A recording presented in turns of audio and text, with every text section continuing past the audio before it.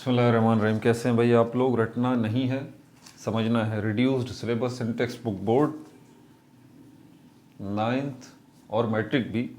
Physics कौन सा chapter है? सॉरी, काफ़ी देर हो गई फ़िज़िक्स के पास इसको कंटिन्यू करने में। चैप्टर नंबर 6, इसकी प्रॉब्लम्स तो हम कर ही चुके थे। कंडीशंस ऑफ इक्विलिब्रियम कर रहे थे, जो कि 2 पार्ट में हमने की थी, पार्ट 1 और पार्ट 2। आज जो है सेकंड कंडीशन ऑफ इक्विलिब्रियम हम करने जा रहे हैं। कॉपी पेन से ले लीजिए, लेक्चर को नोट करना है और मुस्कुराते रहना है।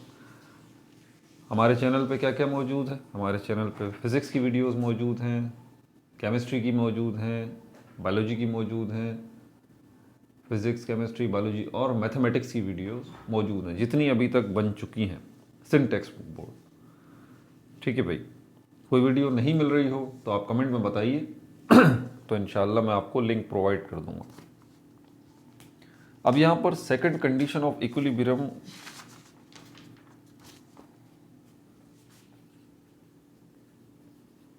Second condition of equilibrium.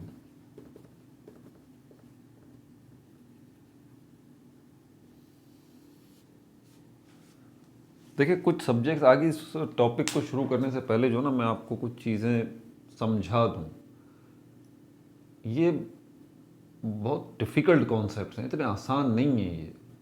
ठीक है, इनको समझना थोड़ा सा मुश्किल है, लेकिन बहुत आसान भी है अगर आप तरतीब का ख्याल रखें। अगर आप रैंडम वीडियोस देखने के कायल हैं ना, तो आपका कॉन्सेप्ट बनेगा नहीं।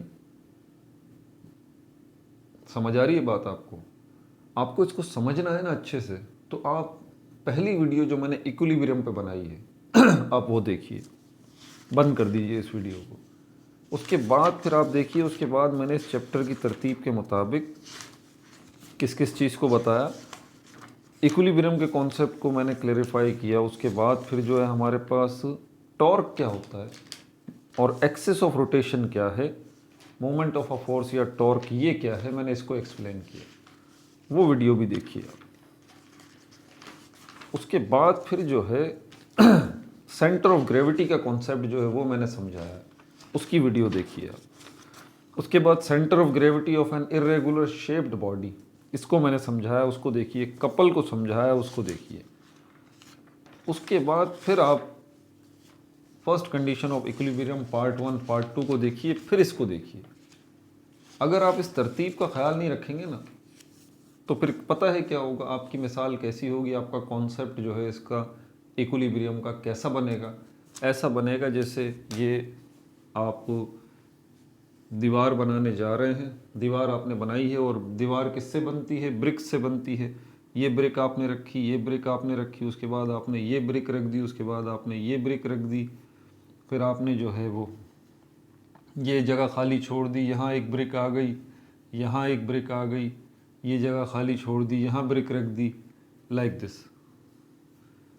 आप ये बताइए मुझे, कॉमन सेंस की बात है, आप छोटे बच्चे नहीं हैं। ये इस तरह की अगर दीवार बनेगी, दीवार तो बन जाएगी, इसमें कोई भी शक नहीं है, दीवार तो बन जाएगी। लेकिन ये दीवार कितने दिन चल पाएगी? डेफिनेटली दीवार की क्या वो मजबूती होगी? नहीं होगी, क्योंकि आपने ब्रिक्स पूरी जमा के रखी नहीं है, आपने बीच बीच में से ब्रिक्स छोड़ दी। तो इसका नतीजा क्या निकला? दीवार तो बन गई, लेकिन हवा का थोड़ा एक तेज झोंका आया और दीवार नीचे, दीवार नीचे तो घर नीचे। ज़रा समझिएगा मेरी बात को। एग्जैक्टली यही होता है जब आप कोई कॉन्सेप्ट बनाते हैं अपने माइंड के अंदर। ये जब ही मुमकिन होता है जब आप एक एक ईंट जो है वो एक एक टॉपिक की बराबर बराबर तरतीब से रखते हुए आते हैं, वरना आप परेशान रहेंगे। समझ तो जाएंगे लेकिन वो बात नहीं होगी, कॉन्सेप्ट आपका नहीं क्लियर हो पाएगा। बात समझ आ रही है? इतनी तमहीद जो मैंने बांधी है, इतना जो समझाया है, तो इस उम्मीद पे कि आपको समझ में आ जाए मेरी बात, वरना आप परेशान रहेंगे। फिजिक्स, केमिस्ट्री इसी तरह के सब्जेक्ट्स हैं। अब आगे चलते हैं, ये क्या बताने जा रहे हैं हम। Second condition of equilibrium torque पे डिपेंड करती है, ये टॉर्क के बारे में बताती है। कंडीशन का मतलब होता है शर्त, शर्त इक्विलिब्रियम की शर्त, दूसरी शर्त इक्विलिब्रियम की। अब इक्विलिब्रियम क्या है इसको देख लेते हैं। इससे पहले टॉर्क को ज़रा समझ लें आप। टॉर्क क्या है? इसको हम कहते हैं टर्निंग इफेक्ट। टर्निंग इफेक्ट हल्का सा एक इसका ओवरव्यू देना ज़रूरी है, तभी ये बात आपको इक्विलिब्रियम, क्योंकि सेकंड कंडीशन ऑफ इक्विलिब्रियम इससे ही मुताल्लिक है। मिसाल कीजिए छोटे बच्चे जब बचपन में थे आप, वो इस किस्म का कोई झूला होता था, ये झूला है, ठीक है, वो एक आदमी खड़ा होता था, वो 1-1 रुपये 2-2 रुपये लेता था। यहाँ पर बीच में एक व्हील बना हुआ है, आप यहाँ पे बैठे हुए हैं, दूसरा भाई यहाँ पे बैठा हुआ है इस चेयर के ऊपर। इस भाई ने यहाँ से इस व्हील को पकड़ा हुआ है, इस भाई ने यहाँ से इस व्हील को पकड़ा हुआ है। क्या कर रहे हैं कि दोनों भाई इस व्हील को घुमा रहे हैं। एक भाई यूं घुमा रहा है, मेरे हाथों को देखिएगा, एक भाई यूं घुमा रहा है, तो दूसरा भाई जो सामने वाला बैठा है वो यूं घुमा रहा है। थोड़ा सा गौर करें, इसकी डायरेक्शन ये है तो इसकी डायरेक्शन भी ये है। उससे क्या हो रहा है, ये झूला जो है वो ये घूम रहा है, घूम रहा है ना, यूं यूं घूम रहा है। दोनों की सिमत जो है वो एक ही है। इससे क्या हो रहा है, वो झूला, वो स्विंग जो है वो घूम रहा है, टर्न हो रहा है, टर्न हो रहा है, टर्न हो रहा है। बात समझ आ रही है आपको? जितना ज़्यादा वो फोर्स लगा रहे हैं दोनों भाई मिलके, उतना ही तेज़ी से वो घूम रहा है। अब यहाँ पर ये टर्निंग इफेक्ट जो है यहाँ पर मैं इसको नाम देता हूँ घूमने से। इस झूले का घूमना। आप मुझे ज़रा 1 मिनट सोच के बताइए, ये झूले का ये पोर्शन है जो यहाँ से इस भाई ने पकड़ा हुआ है और दूसरे भाई ने यहाँ से पकड़ा हुआ है, ये जगह, इस स्टीयरिंग का ये जो व्हील है बीच में, इसका सेंटर भी तो है ना, ये रहा, और इसी सेंटर से ये कनेक्ट है नीचे है, और यहाँ पर कोई डंडे भी लगे हुए हैं इस झूले पे। ये डंडे तो नहीं पकड़े हुए इन भाइयों ने, यहाँ से इसको पकड़ा हुआ है इस व्हील को, यहाँ से इसने पकड़ा हुआ है, ये यूं घुमा रहा है, वो यूं घुमा रहा है। जितनी ज़्यादा ये फोर्स लगा रहे हैं, ध्यान लगाइएगा, जितनी ज़्यादा ये फोर्स लगा रहे हैं दोनों भाई, ताकत लगा रहे हैं, उतना ही क्या हो रहा है, झूला टर्न कर रहा है, सर्किल में घूम रहा है, घूम रहा है। ये स्लो फोर्स लगाएंगे तो झूला क्या होगा, स्लो घूमेगा। समझ आ रही है बात?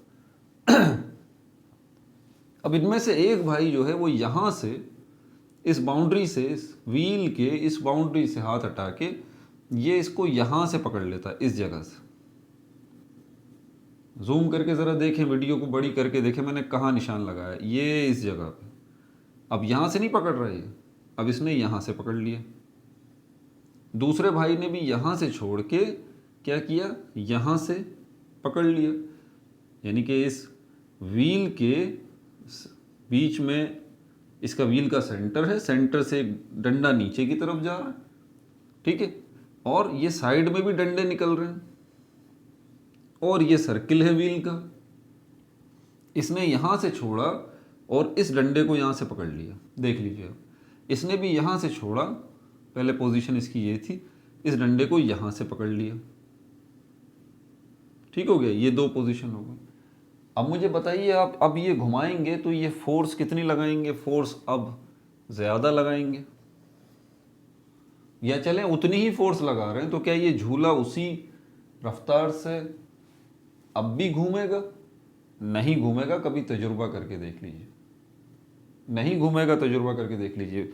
फोर्स उतनी ही लग रही होगी अब भी। दोनों भाई, उनके पास जितनी जान है बेचारों के पास, वो उतनी ताकत लगाएंगे ना, तो फोर्स वो अब भी लगा रहे हैं, लेकिन झूला उस रफ्तार से नहीं घूम रहा। रफ्तार उस स्पीड से झूला अब नहीं घूम रहा। इन्होंने दोबारा हाथ पीछे करके फिर यहाँ से पकड़ लिया, इसने भी यहाँ से पकड़ लिया, उतनी ही फोर्स लगाई, अब दोबारा से झूला तेज घूमने लग गया। ये दोनों परेशान है कि यार ये चक्कर क्या है, फोर्स तो अब भी उतनी ही लग रही है, लेकिन रिजल्ट जो है वो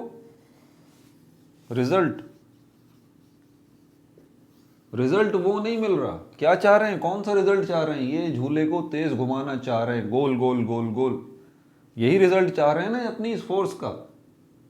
तो इन्होंने ये दो चीजें नोट की। इसी रिजल्ट को हम टर्निंग इफेक्ट कहते हैं कि आप फोर्स अप्लाई करें और बॉडी जो है वो सर्किल में घूमे। समझ आ गई बात आपको? इसको टॉर्क कहते हैं। और अगर यहां समझ में नहीं आई तो टॉर्क पे पूरी वीडियो बनी हुई है, वो देखिए आप, उसमें डिटेल में मैंने समझा है। अब इन्होंने यहां से जब पकड़ लिया इस डंडे को, यहां से पकड़ लिया, इसने भी इस डंडे को यहां से पकड़ लिया, बाउंड्री से छोड़ दिया। अब फोर्स उतनी लग रही है लेकिन वो स्पीड, वो घुमाव नहीं है। अब इन्होंने यहां से बिल्कुल बीच में से पकड़ लिया इसको, ये बीच में से, इसने भी यहां से हाथ बढ़ा के बीच में से पकड़ लिया उसको। यहां बड़ा करके दिखा देता हूं, ये देखिए, ये जो बीच में पोर्शन है, यहां से दोनों भाइयों ने पकड़ लिया इस जगह से। क्या अब ये घुमा पाएंगे इसको, इस व्हील को? नेवर, इम्पॉसिबल, घूमेगा ही नहीं व्हील, कितनी ताकत लगा ले। तो ये हो क्या रहा है? पीछे पीछे पीछे, ये जो पॉइंट है इसको एक्सिस ऑफ रोटेशन कहते हैं। एक्सिस ऑफ रोटेशन वो इमेजिनरी लाइन होती है जिसके गिर्द कोई चीज दायरे में घूम रही होती है। ये सर्किल जो, ये जो व्हील था ना, ये जो घूम रहा था, ये इसके गिर्द घूम रहा था। इसी बीच में जो स्ट्रेट लाइन है जो कि दो हिस्सों में इस व्हील को डिवाइड कर रही है। अब ये लाइन एक्चुअल कोई लाइन नहीं है, ये इमेजिनरी लाइन है। समझ आ गई बात? जिसको एक्सिस ऑफ रोटेशन कहते हैं। इसके गिर्द ये व्हील जो है वो घूम रहा है। कोई भी बॉडी सर्किल में घूम रही हो, उसका एक मिड पॉइंट होता है। उस मिड पॉइंट को, उस बीच के पॉइंट को जो है वो हम एक्सिस ऑफ रोटेशन कहते हैं। तो एक्सिस ऑफ रोटेशन से जितना ज्यादा फासला इन्होंने रखा, टॉर्क ज्यादा से ज्यादा इनको मिला, घुमाव ज्यादा से ज्यादा इनको मिला। और जितना ज्यादा इन्होंने कम किया, जितना कम किया इन्होंने इस एक्सिस ऑफ रोटेशन से डिस्टेंस, पहले यहां थे ज्यादा था, फिर यहां बीच से पकड़ लिया, ये डिस्टेंस कम कर दिया और नजदीक किया, और बिल्कुल ही डिस्टेंस कर दिया, बिल्कुल एक्सिस ऑफ रोटेशन से ही पकड़ लिया उसको, व्हील को। अब घुमाने की कोशिश कर रहे हैं, झूला घूमेगा ही नहीं, सर्किल होगा ही नहीं, टॉर्क जीरो हो जाएगा इस जगह पे। एक तो ये केस मैंने आपको समझाने की कोशिश की। अब टॉर्क का फॉर्मूला भी लिख देता हूं। टॉर्क का, इसको टॉ कहते हैं और इसको हम आगे लिखते हैं एफ डी। तो ये जो टॉर्क है, जिसको मैं आसान लफ्जों में क्या कहूं, घुमाओ। घुमाओ से मतलब घुमाओ नहीं, घुमाओ से मतलब टर्न। तो ये जो टॉर्क है, ये जो टर्न है सर्किल में, ये दो चीजों पर डिपेंड कर रहा है। एक तो इन दोनों भाइयों की फोर्स, जितनी ज्यादा ये फोर्स लगाएंगे उतना ज्यादा टॉर्क प्रोड्यूस होगा। दूसरी चीज ये डिस्टेंस है, डी से रिप्रेजेंट कर रहे हैं। जितना ज्यादा एक्सिस ऑफ रोटेशन से डिस्टेंस ये रखेंगे उतना ज्यादा टॉर्क प्रोड्यूस होगा, उतना ज्यादा चीज दायरे में घूमेगी, सर्किल में घूमेगी। बात समझ आई आपको? एक तो ये केस है। अब सेकंड केस लेते हैं। अब ये सेकंड कंडीशन ऑफ इक्विलिब्रियम जो ना, इसकी तरफ आ रहा हूं धीरे धीरे मैं। अब सेकंड केस लेते हैं, दूसरी बात समझाता हूं। याद है मैंने आपको इनकी डायरेक्शन की बात की थी। अब ऐसा थोड़ी ना हो रहा, दोनों भाई यहां आए हैं अम्मी अब्बू से छुप के, तो यहां पर जो है वो ये क्या करना चाह रहे हैं, ये झूला झूलना चाह रहे हैं। तो झूला झूलना चाह रहे हैं तो बैठ गए हैं ये, और बैठ के इन्होंने व्हील को पकड़ लिया है और व्हील को घुमा रहे हैं। तो ये जो घुमा रहे हैं व्हील को, इसकी डायरेक्शन क्या है? ये यहां बैठा हुआ है, इसने यहां से पकड़ा हुआ है, ये यहां बैठा हुआ है, इसने यहां से पकड़ा हुआ है। ये इसको यूं घुमाएगा ऐसे, ये क्या करेगा, ये इसको यूं घुमाएगा ऐसे। तो ये यूं घुमा रहा है, ये यूं घुमा रहा है। समझ आ गई बात? ये अगर आप देखें, ये जो डायरेक्शन है घुमाने की दोनों भाइयों की डायरेक्शन जो है, ये कौन सी है? घड़ी को देखा है, घड़ी की सुइयां, ये घड़ी यहां से, इसकी सुइयों को हैंड कहते हैं। ये 12 बज रहे हैं, ये 6 बज रहे हैं, ये 3 बज रहे हैं और ये 9 बज रहे हैं। ये घड़ी देखें, यहां से यहां आ गई, फिर यहां से यहां आ गई, फिर यहां से यहां आ गई। इसको क्या कहते हैं? ये यूं घूम रही है, यूं चल रहा है वक्त, यूं यूं चल रहा है, ऐसे यूं। इनकी कौन सी हरकत है? क्या ये घड़ी के मुताबिक है? नहीं, ये तो घड़ी के अपोजिट है। इनकी जो यूं तो घड़ी नहीं चल रही ना, ऐसा तो नहीं हो रहा कि 12 से घड़ी जो है वो 3 पे आ रही है, फिर 6 पे आ रही है, फिर 9 पे आ रही है। ऐसे ही हो रहा है ना, कभी ऐसा तो नहीं हो रहा कि 9 से 6 पे जा रही है, 3 पे जा रही है, 12 पे जा रही है। नहीं, ऐसा नहीं हो रहा। ये जो हरकत है घड़ी की, ये वाली मार्कर को देख लें, ये वाली जो हरकत है 12 से 3, 3 से 6, 6 से 9, 9 से 12, फिर 3, ये कहलाती है क्लॉकवाइज। इसको क्या कहते हैं? क्लॉकवाइज, घड़ी के मुताबिक। अब इनकी हरकत को देखें, ये यूं घुमा रहा और ये यूं घुमा रहा, ऐसे ही ये सर्किल में घूमेगा ये व्हील जो है, और झूला चलेगा। लेकिन इनकी जो डायरेक्शन है वो क्लॉकवाइज नहीं है। इनकी डायरेक्शन क्या है? Counter clockwise. Counter clockwise. Counter clockwise मतलब घड़ी के मुखालिफ सिमत। इनकी डायरेक्शन यूं है, घड़ी की डायरेक्शन यूं है। समझ में आ रही है बात? ये घड़ी की क्लॉकवाइज डायरेक्शन है, इनकी डायरेक्शन क्या है? एंटी क्लॉकवाइज डायरेक्शन है। एंटी क्लॉकवाइज के लिए आप या फिर काउंटर क्लॉकवाइज कर लें। एंटी और काउंटर इन दोनों का मतलब होता है मुखालिफ, मुखालिफ, अगेंस्ट। समझ में आ गई बात? तो ये जो हरकत हो गई हमारे पास, ये वाली क्लॉकवाइज हो गई, ये वाली एंटी क्लॉकवाइज या काउंटर क्लॉकवाइज हो गई। याद रहे, इसकी जो हरकत है वो भी क्या है? काउंटर क्लॉकवाइज है, और इसकी जो हरकत है वो भी काउंटर क्लॉकवाइज है। अच्छा, तो वो झूला दायरे में घूम रहा है। अब ये जो है भाई को बोलता है यार यूं घुमा के मैं थक गया हूं सीधे हाथ से, ऐसा करते हैं यूं घुमाते हैं। अब जरा इस एरो को देखें, यूं घुमाते हैं। भाई बोलता है चलो ठीक है यूं घुमाते हैं। अब ये पहले यूं घुमा रहे थे, अब ये यूं घुमाना शुरू किया इस भाई ने, तो इस भाई ने यूं घुमाना शुरू किया। एरो की डायरेक्शन देख लें। अब ये जो डायरेक्शन है इनकी, इसमें भी झूला घूम ही रहा है, सर्किल में घूम ही रहा है। लेकिन अब जो इस सर्किल की, इस झूले की डायरेक्शन हो गई है वो क्या है? यूं हो गई है, बिल्कुल घड़ी के मुताबिक। तो अब इनकी डायरेक्शन क्या हो गई? क्लॉकवाइज हो गई। इससे हमें क्या पता चला?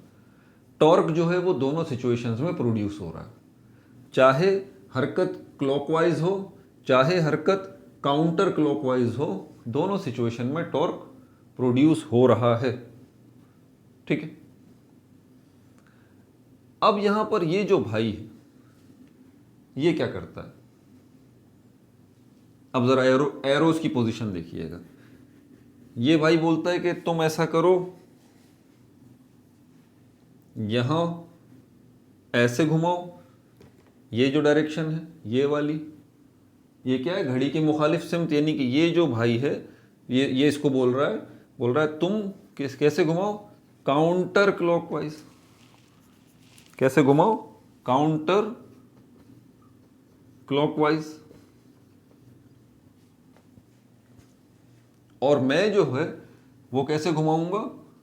क्लॉकवाइज, यूं क्लॉकवाइज।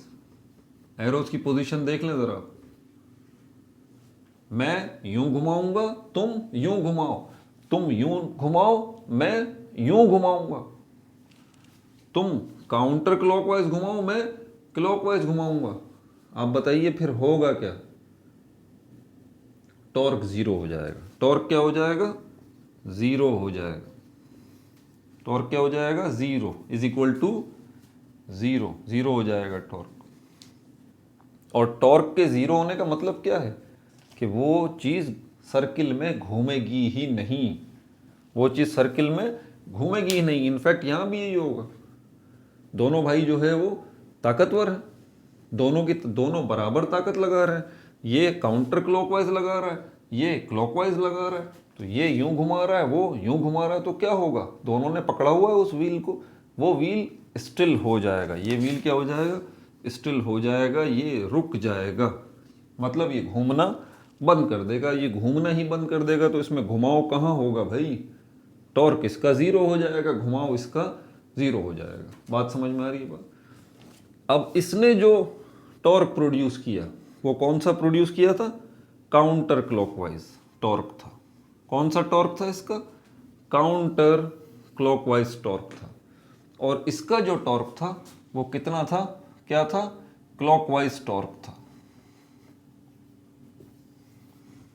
यही है सेकंड कंडीशन ऑफ इक्विलिब्रियम, कि ये जो है वो काउंटर क्लॉकवाइज टॉर्क प्रोड्यूस कर रहा है, और जितना टॉर्क ये काउंटर क्लॉकवाइज प्रोड्यूस कर रहा है उतना ही ये भाई टॉर्क प्रोड्यूस कर रहा है क्लॉकवाइज। जितना ये काउंटर क्लॉकवाइज टॉर्क प्रोड्यूस कर रहा है उतना ही ये भाई क्लॉकवाइज टॉर्क प्रोड्यूस कर रहा है। तो दोनों टॉर्क बराबर हैं, लेकिन सिमतें अलग अलग हैं, डायरेक्शन अलग अलग है, लेकिन बराबर है। उसका नतीजा क्या निकला कि टोटल टॉर्क जो है वो जीरो निकल गया और इस व्हील ने घूमना बंद कर दिया। यही है सेकंड कंडीशन ऑफ इक्विलिब्रियम। क्या है?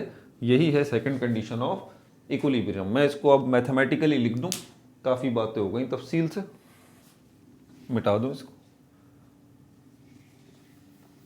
सेकंड कंडीशन ऑफ इक्विलिब्रियम अब क्या कहता है ये?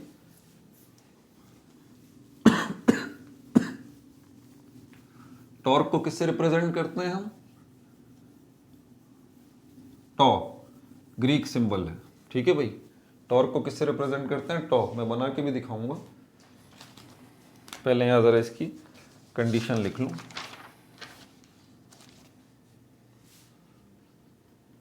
सेकंड कंडीशन ऑफ इक्विलिब्रियम, क्या स्टेटमेंट है इसकी?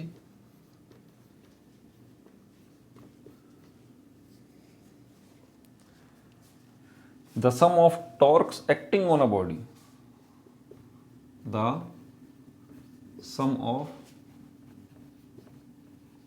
torques acting on a body must be equal to zero, must be equal to zero, must be equal to zero। ये स्टेटमेंट है कि सम जो निकले टॉर्क्स का, जितने टॉर्क लग रहे हैं, सम जो निकले टॉर्क्स का, टॉर्क नहीं बोला उसने, टॉर्क्स बोला है, मतलब कम से कम 2 टॉर्क हो, 3 भी हो सकते हैं, 4 भी हो सकते हैं, 10 भी टॉर्क हो सकते हैं, उनका जो सम निकले, और वो टॉर्क जो है वो एक्ट कर रहे हैं एक बॉडी के ऊपर और उस बॉडी को सर्किल में घुमा रहे हैं, घुमाने की कोशिश कर रहे हैं, तो वो सम जो है वो टॉर्क का वो कितना होना चाहिए? वो 0 होना चाहिए। जैसे कि अभी हमने देखा 2 टॉर्क हमने लिए थे, एक टॉर्क जो है वो एक भाई प्रोड्यूस करना चाह रहा था, दूसरा टॉर्क जो है वो दूसरा भाई प्रोड्यूस करना चाह रहा था, लेकिन डायरेक्शन जो है उनकी अपोजिट थी। एक की डायरेक्शन क्लॉकवाइज थी और दूसरे की डायरेक्शन जो है वो काउंटर क्लॉकवाइज थी। इसी को हम यूं भी लिख सकते हैं, sum of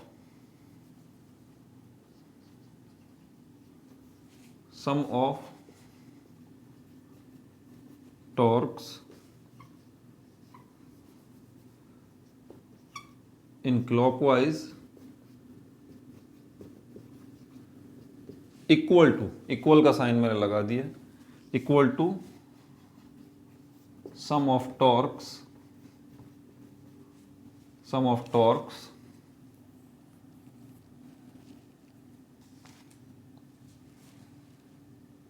in counter clockwise, in counter clockwise. ठीक है भाई, ये मैंने इक्वल का साइन लगा दिया, स्टेटमेंट भी नीचे लिख दी।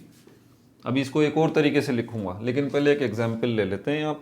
यहाँ पे सम की बात है, ठीक है। टॉर्क को इस तरह से रिप्रेजेंट करते हैं।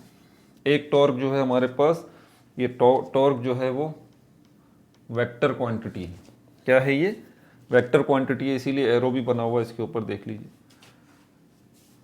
तो एक टॉर्क जो है वो, बल्कि मेरे ख्याल में इसको मैथमेटिकली पूरा लिख ही दूँ मैं, ताकि सम का भी समझ में आ जाए, फिर एग्जाम्पल में समझाने की कोशिश करता हूँ। ये जो सिंबल है इसको सिग्मा कहते हैं, ठीक है भाई। इस सिंबल को क्या कहते हैं? ये भी ग्रीक सिंबल है, सिग्मा। और इसके साथ जो दूसरा ये सिंबल आ रहा है ये भी ग्रीक सिंबल है, इसको क्या कहा जाता है, टॉ, TAU, टॉ। तो ये किसको बता रहा है, सिग्मा, ये बता रहा है सम के लिए इस्तेमाल कर रहे हैं हम यहाँ पर, और ये टॉर्क को रिप्रेजेंट कर रहा है। तो इसको अगर हम इंटरप्रेट करेंगे, पढ़ेंगे, तो कैसे पढ़ेंगे, सम ऑफ ऑल द टॉर्क्स, इसका नाम क्या है, सिग्मा, और यहाँ पर ये किस लिए यूज हो रहा है, सम के लिए, और ये टॉर्क आ गया। बोल रहा है सम ऑफ ऑल द टॉर्क्स बराबर है किसके, ये टॉर्क 1 है, क्योंकि ये वेक्टर क्वांटिटी है इसलिए इसके ऊपर हमने एरो भी बना दिया। एक टॉर्क है, दूसरा टॉर्क है, प्लस तीसरा टॉर्क है,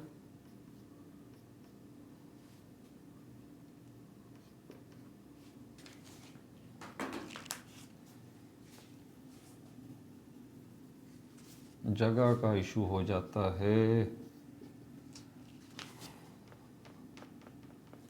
तीसरा टॉर्क है, इसके साथ 1 लिख दिया मैंने, इसके साथ 2 लिख दिया, इसके साथ 3 dot dot dot dot dot equal to 0।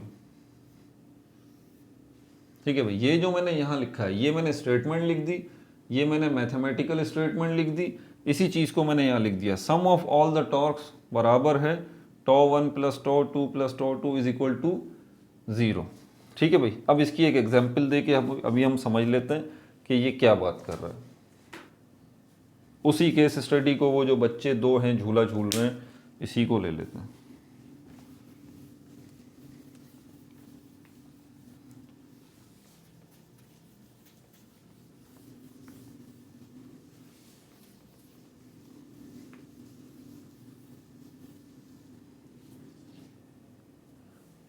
अच्छा, तो ये रहा वो व्हील, और यहाँ से ये बच्चा इसको घुमाने की कोशिश कर रहा है, ये इसको घुमाने की कोशिश कर रहा है। पूरी तस्वीर नहीं बना सकता, ये हैंड समझ लीजिएगा। ठीक है, इसकी डायरेक्शन क्या है इस बच्चे की, क्लॉकवाइज, इसकी डायरेक्शन क्या है, काउंटर क्लॉकवाइज। अब यहाँ पर क्योंकि क्या कह रहा है, सम ऑफ ऑल द टॉर्क्स बराबर हैं, तो इसका जो टॉर्क होगा वो टॉर्क 1 हो गया।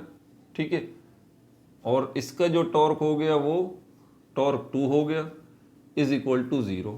अब इनकी वैल्यूज़ ले लेते हैं। ये जो बच्चा ए है ये कितना टॉर्क प्रोड्यूस कर रहा है, ये कर रहा है 50 न्यूटन मीटर, और जो बी बच्चा है वो काउंटर क्लॉकवाइज में कितना प्रोड्यूस कर रहा है, 50 न्यूटन मीटर, वो भी 50 प्रोड्यूस कर रहा है टॉर्क, और वो भी 50 ही कर रहा है। इसकी वैल्यू हम लेते हैं यहाँ पर, तो ये इसको ए कर देते हैं, ये ए वाला बच्चा और ये बी वाला बच्चा। अब यहाँ पर क्या आएगा, यहाँ पर वैल्यूज पुट करते हुए थोड़ा सा ध्यान रखिएगा, क्योंकि सम जो है उसको इक्वल टू 0 आना चाहिए। अब ए को लेते हैं तो ये हो जाएगा 50 प्लस, अब ये बी जो है ये आप रखेंगे -50, -50। सर क्यों -50 रखेंगे, यहाँ तो प्लस है, यहाँ तो प्लस है। ज़रा आंखें खोलिए, कॉन्सेप्ट को समझिए। एक क्लॉकवाइज डायरेक्शन में है, दूसरा उसकी अपोजिट डायरेक्शन में है, काउंटर क्लॉकवाइज है, काउंटर क्लॉकवाइज। बात समझ आ रही है, अपोजिट डायरेक्शन में है, तो मर्जी है आपकी, अपोजिट डायरेक्शन आपको ज़रूरी नहीं है कि काउंटर क्लॉकवाइज को रखें, क्लॉकवाइज को अपोजिट रख दें, कोई परेशानी की बात नहीं। लेकिन किसी एक को आपको अपोजिट बताने के लिए उसकी वैल्यू को नेगेटिव करना पड़ेगा। अब इसको अगर हम सॉल्व करते हैं तो ये कितना हो जाएगा, 50 प्लस माइनस माइनस, प्लस का 50 माइनस का 50 इज इक्वल टू, कट जाएंगे, 0 हो जाएगा। सम ऑफ ऑल द टॉर्क आपके पास क्या आ जाएगा, सम ऑफ ऑल द टॉर्क आपके पास ये आ गया 0। सेकंड कंडीशन ऑफ इक्विलिब्रियम जो है वो मैंने मैथमेटिकली बता दी। अब मैंने यहाँ 2 टॉर्क लिए हैं केस स्टडी के तौर पर। अब यहाँ पर हम सपोज करते हैं कि ये जो ए है भाई वो दूसरा बी है भाई, इसका एक दोस्त आ जाता है सी, इसका एक दोस्त आ जाता है सी। ए की डायरेक्शन याद रखिएगा, इसकी ए की डायरेक्शन काउंटर क्लॉकवाइज है, उसकी क्लॉकवाइज है, तो ये सी आ जाता है, किसका दोस्त है ये, ए का दोस्त है। बोलता है मैं तुम्हारी हेल्प करूंगा, तुम जो है वो कहाँ फोर्स लगा रहे हो,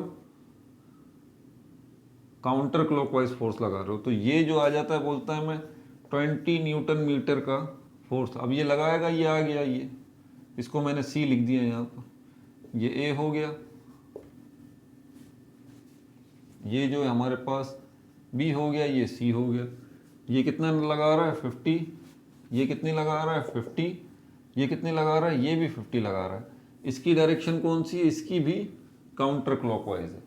अब क्या होगा, डेफिनेटली पहले बराबरी थी, डायरेक्शन अपोजिट थी, तो कैंसिल हो रहा था इफेक्ट, टॉर्क जीरो था, व्हील अपनी जगह पे जमा हुआ था। लेकिन अब जो है मसला ख़राब हो गया। अब ये जो इसका दोस्त आया ना सी वाला, इसने काउंटर क्लॉकवाइज डायरेक्शन में फोर्स लगाई। अब ये टोटल टॉर्क यहाँ पर कितना हो गया, कितना हो गया, ये 20, 50, 50। अब इनका हम एक डायरेक्शन में ए और सी का अगर निकालें तो कितना बनेगा, ए प्लस सी 50 प्लस 20, ये हो जाएगा 70। याद रहे 3 टॉर्क हो गए। अब तो क्या होगा, अब ये व्हील जो है वो घूमने लगेगा, इसमें टॉर्क प्रोड्यूस होना शुरू हो जाएगा। तो सेकंड कंडीशन ऑफ इक्विलिब्रियम यहाँ पर फेल हो जाएगी। सेकंड कंडीशन ऑफ इक्विलिब्रियम को फुलफिल होने के लिए ज़रूरी है कि जितने टॉर्क लगे उनका सम ज़ीरो निकले। अब यहाँ पर इसमें हम चेंज करते हैं थोड़ा सा और डिफ़िकल्ट कॉन्सेप्ट है टॉर्क का, सीख लीजिए। ये आगे बार बार आएगा, बार बार आएगा। सम ऑफ ऑल द टॉर्क जो है वो, अब ये टॉर्क ए प्लस टॉर्क सी, ठीक है, प्लस टॉर्क बी, कितनी वैल्यू थी भाई इसकी, 50 वैल्यू थी, प्लस इसको भी प्लस रखेंगे, जब इसको ए को प्लस रख रहे हैं ना तो इसको भी प्लस ही रखेंगे, प्लस 20, क्योंकि इस प्लस प्लस से इनकी एक डायरेक्शन शो हो रही है। कौन सी है, ए और सी की, काउंटर क्लॉकवाइज। यहाँ भी प्लस रखेंगे लेकिन ब्रैकेट में इसकी वैल्यू को हम -50 रखेंगे, बी की, is equal to 0, is equal to 0।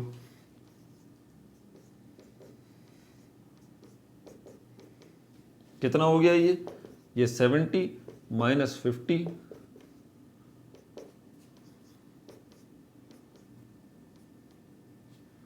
कितना बच गया, 70 में से 50 का 20। तो क्या sum of all the torque is equal to 0 निकला? नहीं भाई, नॉट इक्वल टू 0। तो क्या second condition of equilibrium fulfil हुई? नो, नहीं हुई। अब क्या होता है कि इस बी का भी एक दोस्त आ जाता है, डी आ जाता है। डी बोलता है मैं तुम्हारी हेल्प करूंगा, तुम क्लॉकवाइज डायरेक्शन में फोर्स लगा रहे हो, बी वो भी आ जाता है, वो यहां से इसको पकड़ लेता है, वो भी फोर्स लगाना शुरू कर देता है। ये डी, ये भी 20 न्यूटन फोर्स लगाता है, ये भी कितनी लगाता है, 20 न्यूटन। तो यहां पर हम डी को भी शामिल कर लेते हैं, 20 न्यूटन ये भी लगाता है। तो यहाँ पर ये बी और ये डी, ये दोनों दोस्त हो गए। तो बी और डी का सम अगर निकालें तो कितना होगा, 50 प्लस 20 इज इक्वल टू 70। यहाँ पर अब मैथमेटिकली इसको लिखें हम तो अब कितने टॉर्क लग रहे हैं ये मत भूलिएगा, 4 टॉर्क लग रहे हैं, अब 4 टॉर्क लग रहे हैं। Sum of all the torques, यहाँ पर क्या हो गया हमारे पास, ये हो गया हमारे पास torque a plus torque c, इनको एक साथ रखा है, ठीक है, plus torque b plus torque d is equal to 0। अब याद रहे कि ए और सी की डायरेक्शन जो है वो काउंटर क्लॉकवाइज है, बी और डी की डायरेक्शन जो है वो क्लॉकवाइज है। तो ये कितना हो गया, ये 50 प्लस 20 प्लस इनकी वैल्यू किस में रखनी है, माइनस में, -50 माइनस 20 इज इक्वल टू 0। फिर ये कितना हो जाएगा, 70 प्लस -50 माइनस 20 कितना हो जाएगा, -70 इज इक्वल टू 0। क्या सम निकलेगा, 70 minus 70 is equal to 0, plus का 70 माइनस का 70 कैंसिल हो जाएगा, 0 आ जाएगा, और ये sum of all the torques acting on a body is equal to 0 निकल आएगा। समझ में आ गई बात आपको? तो ये था सेकंड कंडीशन ऑफ इक्विलिब्रियम, ये निमट गया। इसके बाद जो है वो स्टेट्स ऑफ इक्विलिब्रियम है, तो मेरे ख्याल में वो आसान है क्योंकि टाइम शॉर्ट है। केमिस्ट्री की भी वीडियोज़ हैं, फिज़िक्स की भी हैं, मैथमेटिक्स की भी हैं, लेकिन बच्चों के बड़े इश्यूज थे इन सारे कोर कॉन्सेप्ट्स को समझने के लिए। ये मैं आप लोगों को बोलूँगा कि ये वीडियो बार बार देखिए आप, इक्विलिब्रियम। और इसके बाद वाला जो चैप्टर 7 है सर्कुलर मोशन वाला, वो भी बहुत अहम है। वेक्टर वाला वो भी बहुत अहम है। और फिज़िक्स के साथ और केमिस्ट्री के साथ जो ना आप छेड़छाड़ ना करें जल्दी जल्दी जल्दी, नहीं, ये सब्जेक्ट्स जो ना वक्त मांगते हैं। अपना बहुत ज़्यादा ख्याल रखिएगा। No like no subscribe, only share.